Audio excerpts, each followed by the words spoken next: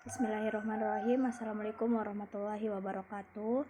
Perkenalkan, nama saya Nur Kolbi dari jurusan Sistem Informasi. Pada video ini saya akan memaparkan materi tentang sikap, perilaku, dan kepuasan dalam bekerja. Yang pertama mengenai tentang kode etik dalam organisasi.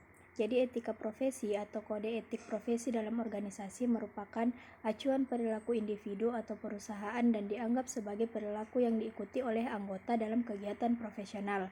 Kata etika sendiri berasal dari bahasa Yunani, yaitu ethos, yang berarti cara berpikir, kebiasaan, adat istiadat, perasaan, sikap, budi pekerti, moralitas, atau sifat kebiasaan. Dalam berkarir, seseorang perlu memiliki landasan yang perlu diperhatikan, antara lain prinsip tanggung jawab, prinsip keadilan, prinsip otonomi, prinsip integritas moral, serta profesional yang harus membuat komitmen pribadi untuk melindungi kepentingan profesional pribadi dan sosial mereka. Fungsi dan tujuan kode etik profesi. Yang pertama, untuk menjaga martabat profesional. Yang kedua, untuk menjaga kesejahteraan anggota. Yang ketiga, untuk meningkatkan layanan profesional serta untuk meningkatkan kualitas profesional. Adapun sanksi atas pelanggaran kode etik adalah yang pertama, dapat menerima peringatan dari atasan, diblokir atau diproses secara hukum yang berlaku.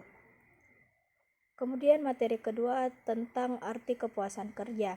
Jadi terdapat berbagai macam pengertian tentang kepuasan kerja. Istilah kepuasan merujuk pada sikap umum seseorang individu terhadap pekerjaannya, menurut Sutrisno pada tahun 2017. Kepuasan kerja dideskripsikan sebagai perasaan positif terhadap pekerjaan yang merupakan hasil evaluasi dari setiap karakteristik pekerjaan. Seseorang yang memiliki tingkat kepuasan kerja tinggi memiliki perasaan positif terhadap pekerjaannya. Begitu juga sebaliknya, seseorang yang memiliki tingkat kepuasan kerja yang rendah memiliki perasaan negatif terhadap pekerjaannya, menurut Robbins dan Judge pada tahun 2012. Berdasarkan beberapa definisi yang telah disebutkan tadi, maka dapat diambil kesimpulan kepuasan kerja adalah sikap positif maupun negatif dan perasaan senang atau tidak senang seseorang terhadap pekerjaannya. Kemudian mengenai aspek-aspek kepuasan kerja. Yang pertama itu ada dari gaji, promosi, supervisi, tunjangan, serta penghargaan. Ada beberapa faktor yang mempengaruhi kepuasan kerja. Yang pertama ada faktor psikologis, faktor sosial, faktor fisik, dan faktor finansial. Menurut Robbins pada tahun 1998, ketidakpuasan kerja pada tenaga kerja atau karyawan dapat diungkapkan ke dalam berbagai macam cara. Misalnya, selain meninggalkan pekerjaan, karyawan dapat mengeluh, membengkang, mencuri barang milik organisasi, menghindari sebagian dari tanggung jawab pekerjaan mereka.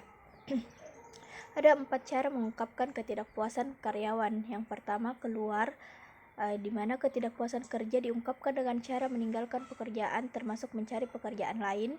Yang kedua, menyuarakan, di mana karyawan akan menyuarakan ketidakpuasan kerja melalui usaha aktif dan konstruktif untuk memperbaiki kondisi, termasuk memberikan saran perbaikan, mendiskusikan masalah dengan atasan. Yang ketiga, mengabaikan atau neglect, di mana ketidakpuasan kerja yang diungkapkan melalui sikap membiarkan keadaan menjadi lebih buruk, termasuk misalnya sering absen atau datang terlambat.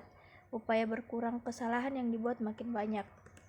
Kemudian kesetiaan atau loyalty, di mana ketidakpuasan kerja yang diungkapkan dengan cara menunggu secara pasif sampai kondisinya menjadi lebih baik, termasuk menikmati hasil kapasitas maksimum dari industri serta naiknya nilai manusia di dalam konteks pekerjaan. Ada beberapa aspek kepuasan kerja, yaitu dari dampak kesehatan. Jadi, beberapa bukti tentang adanya hubungan antara kepuasan kerja dengan kesehatan fisik dan mental dari kajian longitudinal disimpulkan bahwa ukuran-ukuran dari kepuasan kerja merupakan peramal yang baik sebagai panjang umur atau rentang kehidupan. Salah satu temuan yang penting dari kajian yang dilakukan oleh Komhauser tentang kesehatan mental dan kepuasan kerja, ialah bahwa untuk semua tingkatan jabatan, persepsi dari tenaga kerja bahwa pekerjaan mereka menurut pengguna efektif dari kecakapan percakapan mereka berkaitan dengan skor kesehatan mental yang tinggi. Skor-skor ini juga berkaitan dengan tingkat dari kepuasan kerja dan tingkat dari jabatan kausalnya. Terdapat dugaan bahwa kepuasan kerja menunjang tingkat dari fungsi fisik dan mental, dan kepuasan sendiri merupakan tanda dari kesehatan. Ada beberapa sanksi yang dapat diterima jika seorang karyawan melanggar kode etik. Yang pertama, menerima peringatan, di mana pada tahap ini pelaku akan menerima peringatan halus. Misalnya jika seseorang menyebutkan instansi terkait tapi levelnya tidak terlalu ketat, dia dapat menerima email dengan peringatan. Jika tidak jelas, dia dapat melanjutkan ke level berikutnya seperti peringatan parah atau lainnya. Kemudian dengan cara blokir, di mana update tersebut berisi status SARA, mengupload data yang mengandung gambar dan elemen pornografi. Kemudian hubungan antara sikap dan perilaku. Ketidaksesuaian berarti ketidakkonsistenan. Ketidaksesuaian kognitif merujuk pada ketidaksesuaian yang dirasakan oleh seseorang individu antara dua sikap atau lebih, atau antara perilaku dan sikap. Festinger berpendapat bahwa bentuk ketidakkonsistenan apapun tidaklah menyenangkan, dan karena itu individu akan berusaha mengurangi ketidaksesuaian dan tentunya ketidaknyamanan tersebut. Oleh karena itu, individu akan mencari keadaan yang stabil, di mana hanya ada sedikit ketidaksesuaian dan tidak ada individu yang bisa sepenuhnya menghindari ketidaksesuaian. Penelitian yang sebelumnya tentang sikap menganggap bahwa sikap mempunyai hubungan sebab akibat dengan perilaku, yaitu sikap yang dimiliki individu menentukan apa yang mereka lakukan.